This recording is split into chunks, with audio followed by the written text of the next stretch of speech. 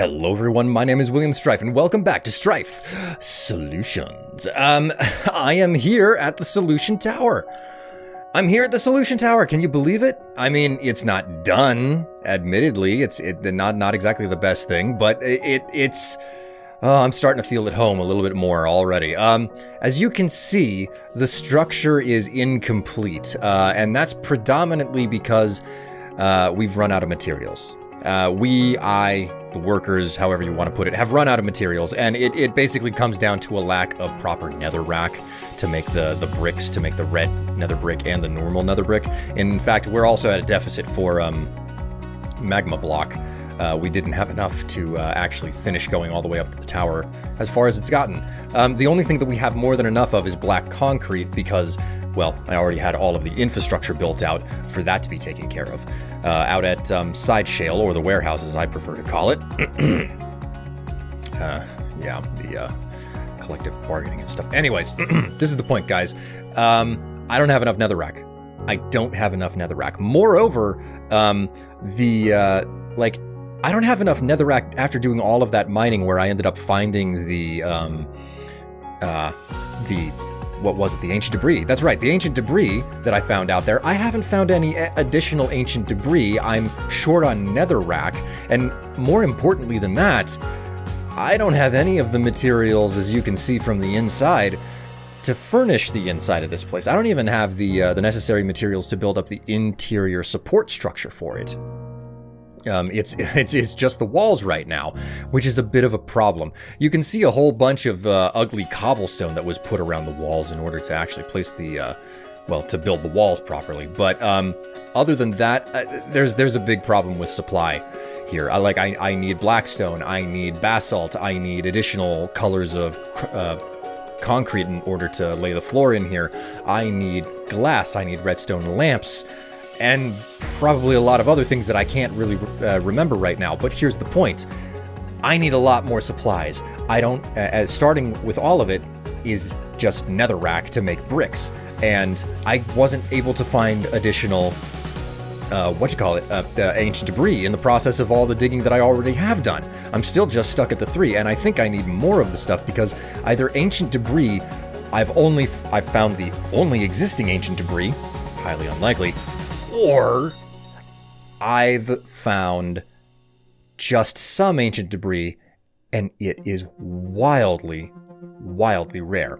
So I'm thinking that it's wildly rare, and because I need netherrack, because I need blackstone, because I need basalt, and I need ancient debris in order to continue researching it, I think that I can kill 2, 3, 4, however many birds with 1 stone. Or rather, I can kill that many birds with 1 TNT.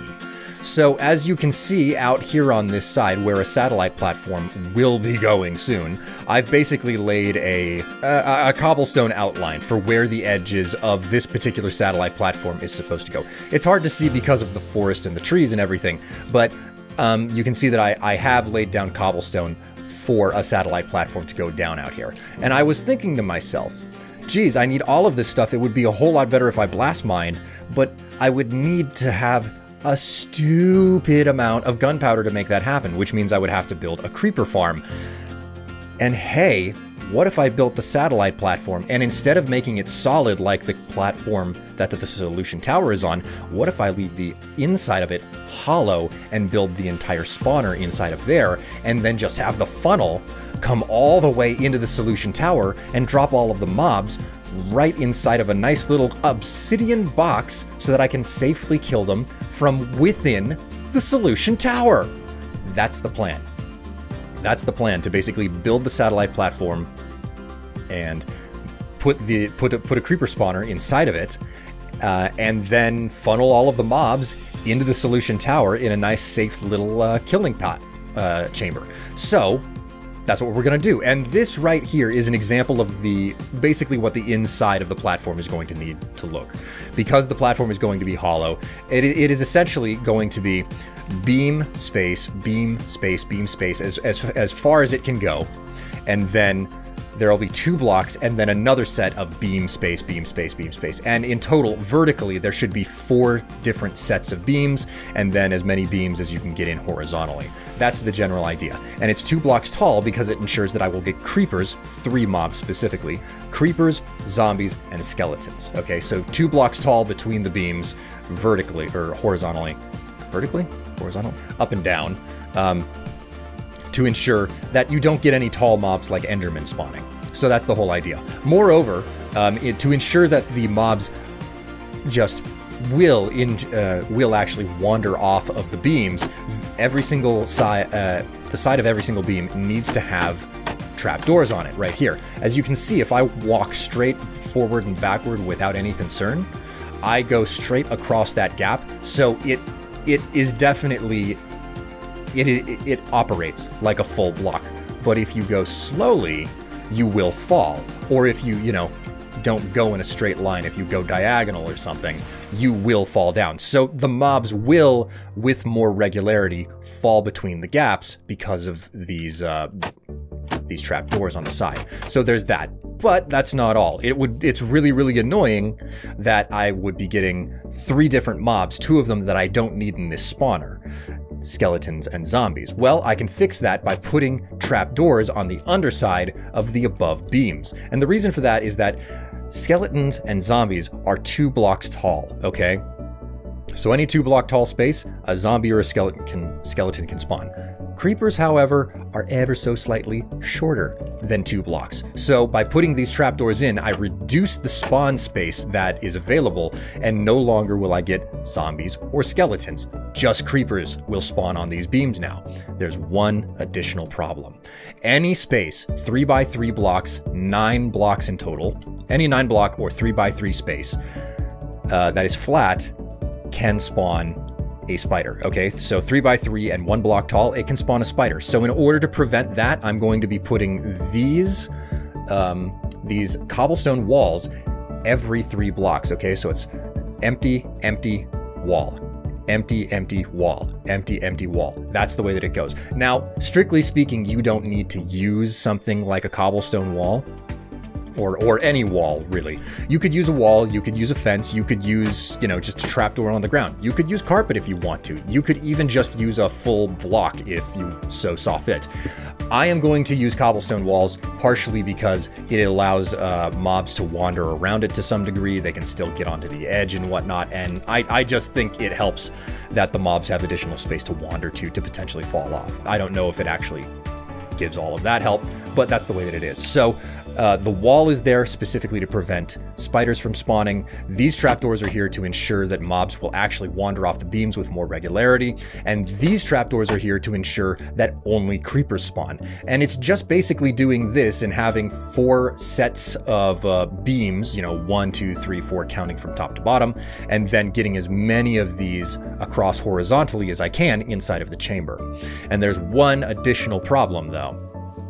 I can't hire workers to do this. Because of the complexity of this build, well, the workers are a little bit on the dumb side, I can't trust them to actually get this done properly without screwing up the job. So I have to roll up my sleeves, fill up my inventory, and start doing a bit of terraforming, making a proper level, and building the walls up. So I'm going to get to work on that, and we're going to get ourselves a creeper spawner going.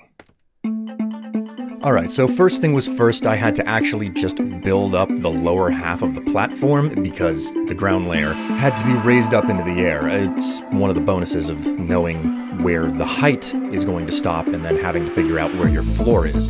Now, I wish I could say that this was the most tedious part of the task, but actually building up an entire chamber this large for a spawning area, well, the intricacies just make it a whole lot more bothersome and tedious than actually getting the base layer done.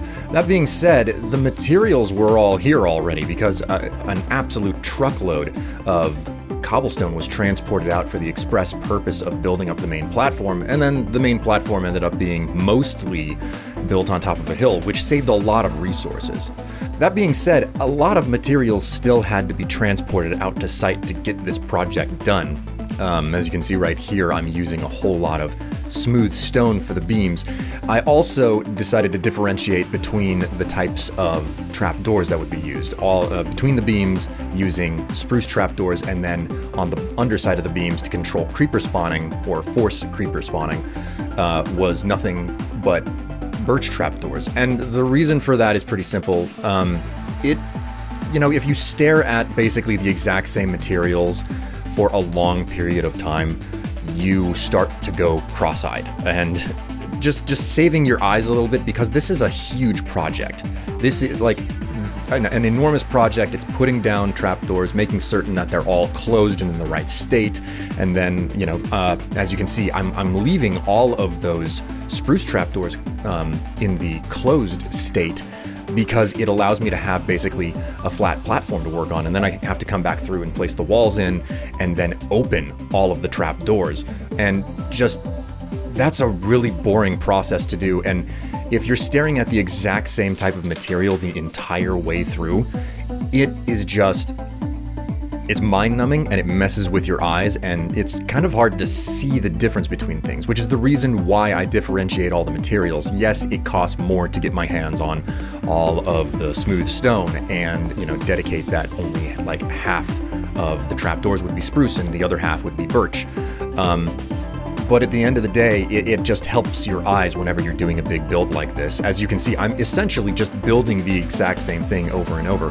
What's more, this build ended up being taller than I expected it to be, because it had an extra set of beams on it, because I didn't want to build the lower platform up an additional 5 layers, just laying that much cobblestone.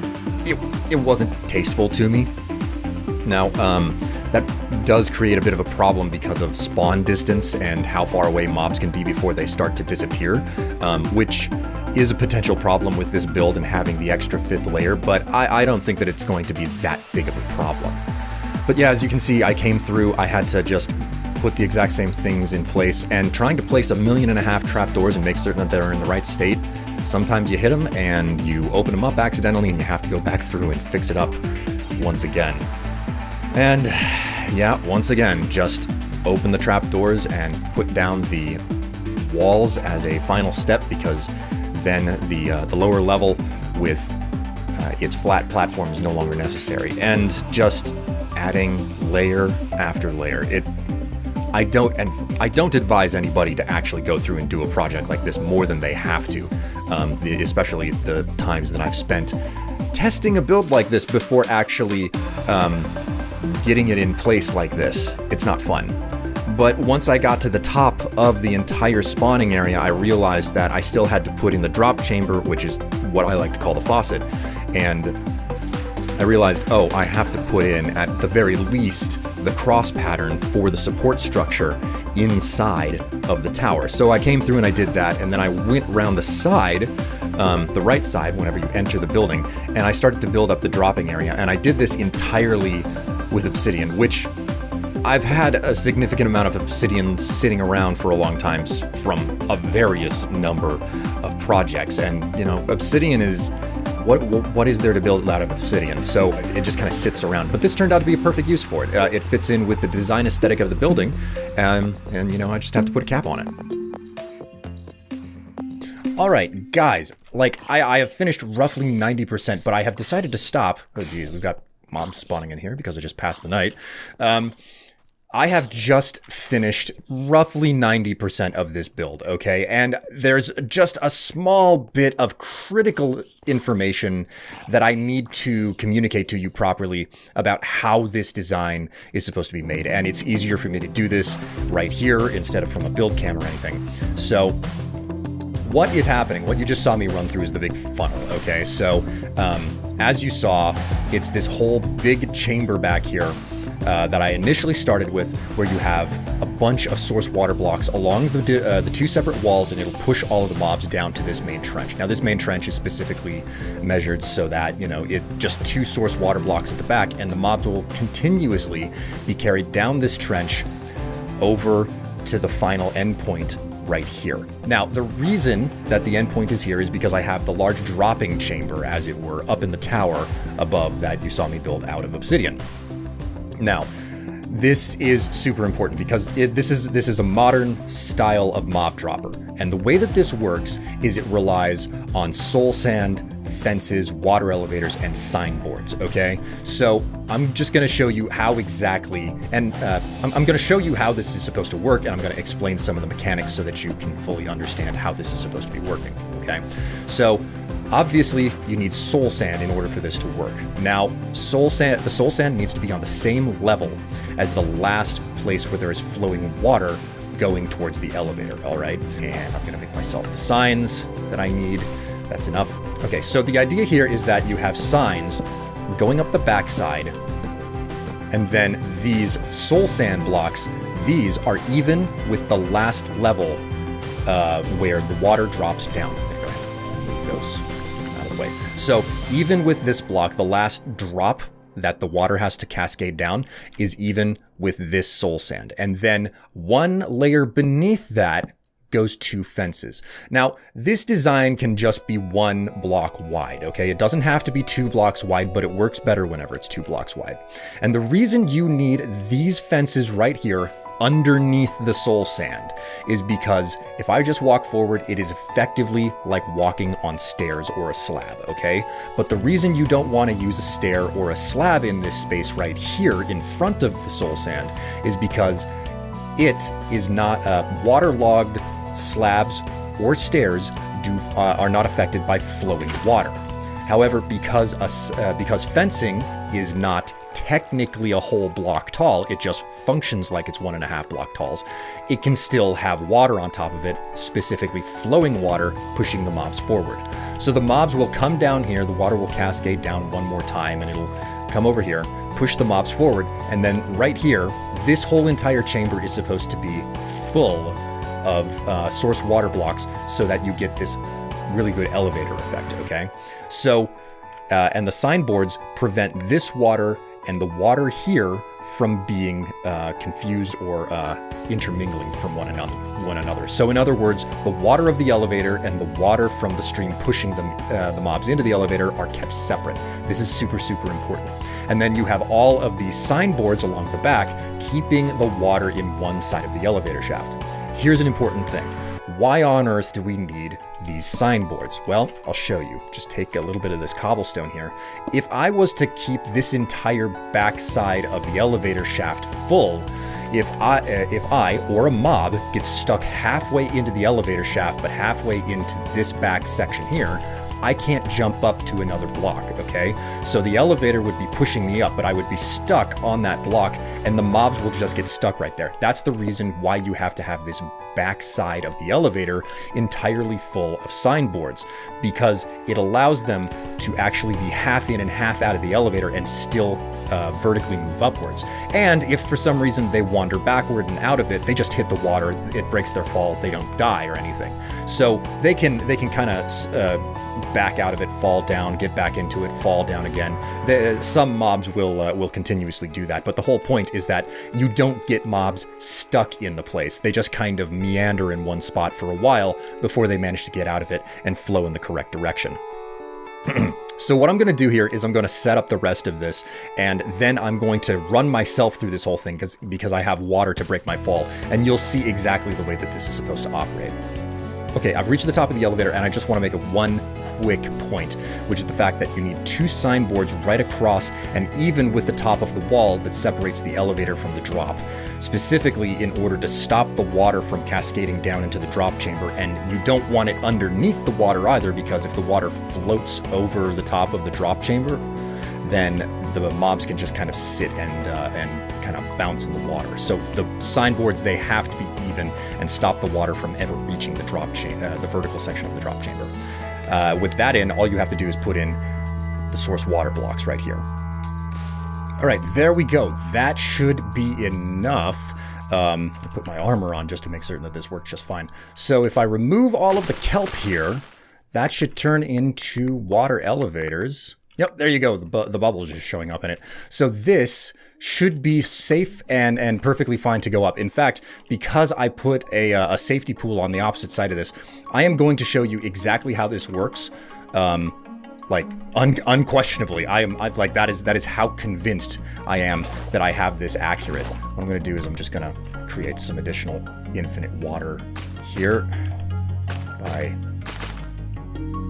Yep, elevators took those away. Okay, so what I'm gonna do here is I'm gonna take these out. So this area of the channel is a little bit on the dangerous side now. But the whole point here is that I want all of the water in, ready to go. So if I put the water in, okay, source water is just flowing away straight down the channel. So obviously it'll come down either side and it'll hit these. And sure enough, there you go. Okay, it's working the exact way that it's supposed to. And then you get pushed down over here and you hit this. Oh, look at that. I'm riding an elevator up. It's a very long elevator, but it's riding up. Okay, so I'm at the top. It'll eventually push me over the side, and boom, I've fallen into the drop chamber. Now, obviously, this will be a much more deadly drop whenever I actually finish it, but there you go. I just wanted to show you guys the way that this specifically, this was built, the whole process of raising the mobs up to the proper height and then dropping them, because this is useful for a lot of different styles of builds. And this is just an absurdly large design specifically centered around getting creepers to spawn. So with that done, I'm going to get back to it and finish off by putting on the remaining top level for this. Okay, guys, I am 100% done. Well, not quite 100%, but I'll get to why in a moment. The roof is on, the water is in, the spawning chamber is complete, and as you can see, I am getting so many customers, tons and tons of creepers in here. And because of the way that this is designed, it's just a couple of hoppers at the back that are pointed towards this chest up front, and I've got carpet on the top so that the experience that they drop doesn't get stuck inside of the hoppers. Carpeting prevents the items can still be picked up through the carpet, but the experience will sit on top of the carpet. So then I can come down in here, and I can just swipe with my fortune sword, and as you can see, tons of experience. Like, well, not excessive amounts of experience, but it has resulted in me getting tons of gunpowder already. Picked a little bit up there accidentally. So this is working as intended. This is working completely as intended. I've got all of the creeper spawns that I could need, and you know, just hanging around and waiting for it makes it work perfectly. But there is a problem, okay?